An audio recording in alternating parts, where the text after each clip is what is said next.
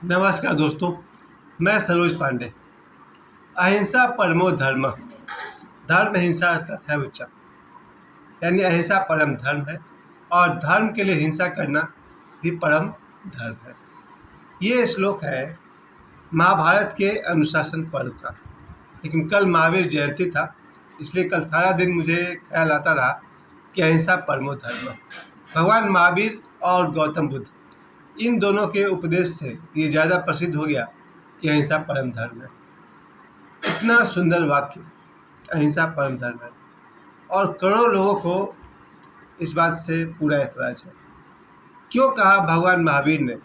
क्योंकि भगवान महावीर के विषय में ओशो कहते हैं कि वो अपने किसी पूर्व जन्म में सिंह थे। जो व्यक्ति अपने किसी पूर्व जन्म में सिंह रहा हो, वही वीर पुरुष कह सकता है कि अहिंसा परम धर्म है। लेकिन इस वाक्य को पसंद किसने किया? कायर लोगों ने, कमज़ोर लोगों ने। जब कायर लोगों ने, कमज़ोर लोगों ने ये कहना शुरू कर दिया कि अहिंसा परम धर्म है, वहाँ से मनुष्य का, यानी उस आदमी का पतन शुरू हो गया। अहिंसा परमो धर्म बिल्कुल समझने की चीज़ है, क्योंकि हमारे देखा जाए तो जितने भी संस्कृति है, जितने भी समाज है, उन सब में सबसे पुराना इतिहास अगर किन्हीं का मिलता है तो हिंदुओं और सनातनों का मिलता है। हजारों साल से पुरानी जो परंपरा हमारी चली आ रही है, अगर आप देखें, चाहे विष्णु पुराण हो या भागवत पुराण हो, महाभारत हो, रामायण हो, और इससे भी पुराने पुराने आप दुर्गा माता का कोई भी किताब उठा ले, पद्म पुराण हो, आप उसमें देखते हैं युद्ध, हिंसा। यानी पुराने समय से ही देव और दानवों के बीच युद्ध और हिंसा दिखाया गया। उसके बाद आप देखिए महाकाली, माता काली को लेकर के जितना भी कथा है, उन सब में उनको रक्त बीज और कितने सारे असुरों से उनको युद्ध करना पड़ रहा है, वहाँ भी हिंसा दिखेगा। माँ दुर्गा के जीवन में देखिए, उनके साथ जो महिषासुर के साथ जो युद्ध है, वहाँ भी हिंसा है।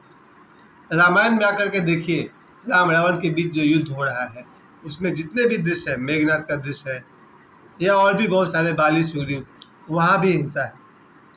महाभारत में आएंगे तो महाभारत ने तो खैर हिंसा का हद कर दिया, क्योंकि महाभारत में जहाँ पर ये युद्ध हुआ है, वो भीष्म पितामह हो या कर्ण हो या दुर्योधन हो, देखा जाए तो वहाँ पर तो हिंसा ने चरम सीमा ही छू लिया। उसके बाद ये इन दो महापुरुषों का अभ्युदय हुआ, भगवान महावीर और फिर आए गौतम बुद्ध। भगवान महावीर और गौतम बुद्ध के बीच 20 वर्ष का अंतर है। भगवान महावीर गौतम बुद्ध से 20 वर्ष बड़े हैं। और भगवान महावीर जी ने देख करके मुझे यही लगता है, कल जब उनका जन्मदिन था, मेरा उनके साथ एक निजी लगाव है जो मैं आपको बताना चाहूँगा।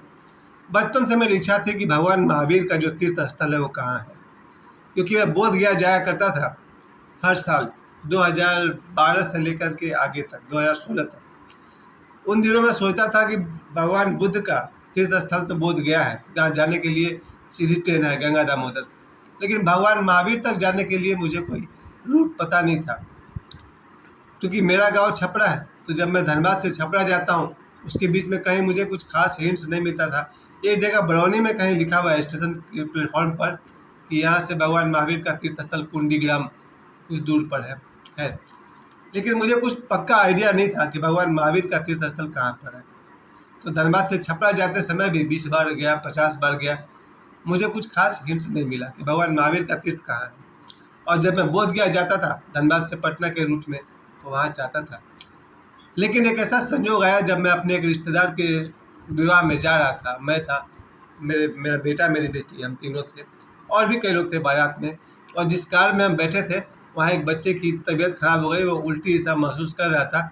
उसने कार रुकवाई, और जहाँ उसने कार रुकवाई, वहाँ हम सब जब कार से बाहर निकले, तो मेरे कार के दरवाजे से 3 फुट सामने एक बोर्ड लगा हुआ था, जहाँ लिखा हुआ था भगवान महावीर का तीर्थ स्थल यहाँ से 1.5 किलोमीटर अंदर है। यानी कि मैं पहुँच गया था पावापुरी। और ये पावापुरी का जो रूट है, वो धनबाद से नालंदा, धनबाद पटना के बीच में जो नालंदा होते हुए जो रास्ता गया है, उसके बीच में है। और मुझे बारात जाना था छपरा। खैर, संयोग की बात है, भगवान महावीर की कृपा है मेरे दृष्टि में कि उन्होंने, उनका जो तीर्थ है, उन्होंने मुझे इस तरह दिखा दिया, बिना मेरे किसी खर्चे के, बिना मेरे किसी प्रयास के। मैं अपने दोनों बच्चों के साथ भगवान महावीर के तीर्थ स्थल पर पहुंच गया। बिल्कुल जहाँ मैं उतरा था वहाँ से 2-2.5 फीट बगल में बोर्ड लगा हुआ था कि यहाँ से भगवान महावीर का तीर्थ स्थल 1.5 किलोमीटर अंदर है। इसलिए मैं इस बात को महसूस करता हूँ कि भगवान महावीर की जरूर मुझ पर कृपा रही होगी। लेकिन ओशो कहते हैं भगवान राम से संपर्क बनाने वाले कुछ लोग हैं, भगवान कृष्ण से भी संपर्क बनाने वाले कुछ लोग हैं, और भगवान बुद्ध से भी आज भी संपर्क बना सकने वाले कुछ लोग हैं, लेकिन भगवान महावीर से संपर्क बनाने वाले शायद अभी कोई नहीं है। ये ओशो की एक आध्यात्मिक घोषणा है कि भगवान महावीर से संपर्क बनाना लगभग असंभव है। वो कहते हैं ना, जब कोई सिद्ध पुरुष ब्रह्मलीन अवस्था में चले जाते हैं तो उनसे फिर मानव की तरह ऐसा कोई उनका वचन नहीं है कि आदमी मिल सके। लेकिन चलिए कोई बात नहीं, आज हम लोग बात करते हैं। मैं तो मानता हूँ कि भगवान महावीर ने कृपा की और मुझे अपने तीर्थ पर इंडिकेट किया कि ये रहा मेरा तीर्थ स्थल। अब लौटते हैं हम लोग अहिंसा परमो धर्म पर। मैं अपने बल पे कहता हूँ कि मैंने बचपन से देखा है शक्तिशाली लोगों ने, चाहे वो माता पिता हो या टीचर हो या भाई हो या पड़ोसी हो या दुश्मन हो या ट्रेन का अनजान यात्री हो, मैंने जीवन में हिंसा बहुत देखा है और मैंने जीवन में हिंसा बहुत झेला है। और इससे यही पता चलता है कि मनुष्य का असली स्वभाव बन गया है हिंसा। हर आदमी को हिंसा में बहुत इंटरेस्ट है। जो जितना ताकतवर है उस अनुपात में अपने कमजोर पर हिंसा करता है। मैंने अपने जीवन में माता पिता को अपने बच्चों पर हिंसा करते हुए बहुत बार देखा है, और जब माता पिता बूढ़े हो जाते हैं तो उन बच्चों को माता पिता पर हिंसा करते हुए बहुत बार देख रहा हूँ। और उसी तरह से जहाँ ताकतवर भाई होता है, बहुत सारे ताकतवर भाई को मैंने कमज़ोर भाई पर हिंसा करते हुए देखा है, और बहुत जगह ताकतवर छोटे भाई को कमज़ोर बड़े भाई पर भी हिंसा करते हुए देखा है। और पति पत्नी के बीच हिंसा टू मच मैंने बहुत ज़्यादा देखा है। अगर पति शक्तिशाली साबित हुआ तो उसने पत्नी के साथ बहुत ही बदतर व्यवहार करता है, करता रहता है, और अगर पत्नी बलशाली हुई तो उसने भी पति को बढ़िया से ठिकाने लगाया है। यानी कि हिंसा, शिक्षक और विद्यार्थी के बीच का हिंसा का तो खैर मेरे पास बेहिसाब किस्से, कहानी और सत्य घटनाएं हैं, क्योंकि शिक्षक के हाथ में शक्ति होती है और शिक्षक छोटी सी बात पर बच्चे को कब वो 51 छड़ी या 101 छड़ी लगा दे या फिर ग्राउंड में उसको 25 बार दौड़ा दे, कहना मुश्किल है। सबसे ज़्यादा अगर हिंसा का समझिए कि मान्यता प्राप्त अगर कोई जगह है वो है शिक्षा और व्यवस्था।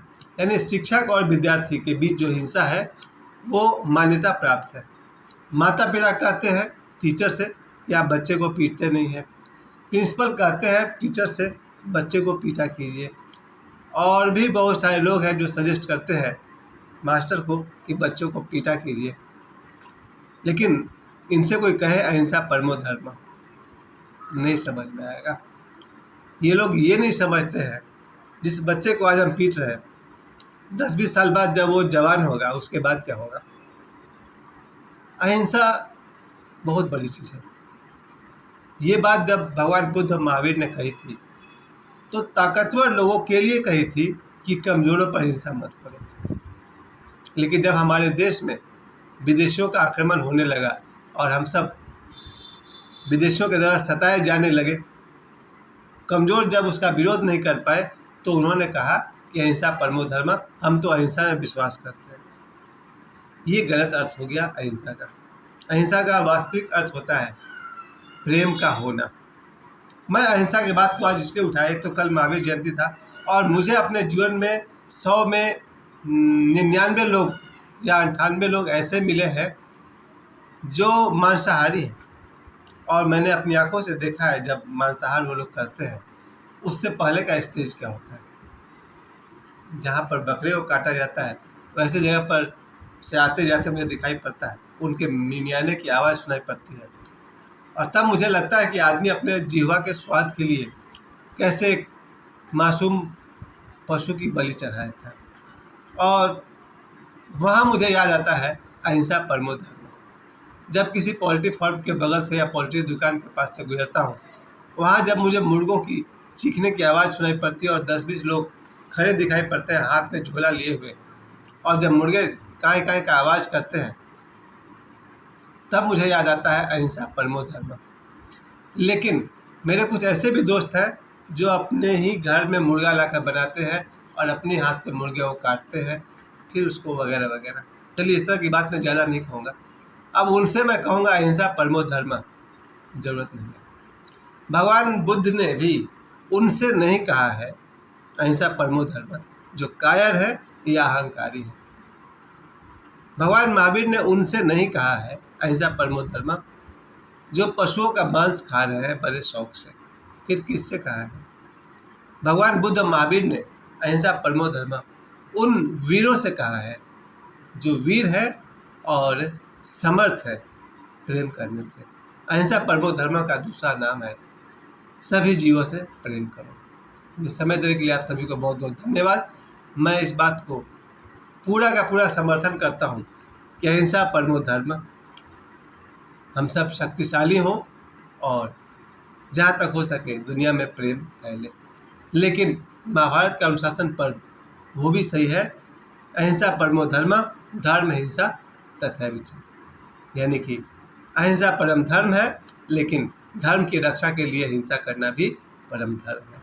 मुझे समय देने दिया, आप सभी को समय देने के लिए बहुत बहुत धन्यवाद। मैं अभी भी कहता हूँ अहिंसा परम धर्म है, लेकिन अत्याचार सहना बहुत बड़ा पाप है। आगे आप लोग खुद समझ गए हैं। आप सभी को बहुत बहुत धन्यवाद, प्रणाम।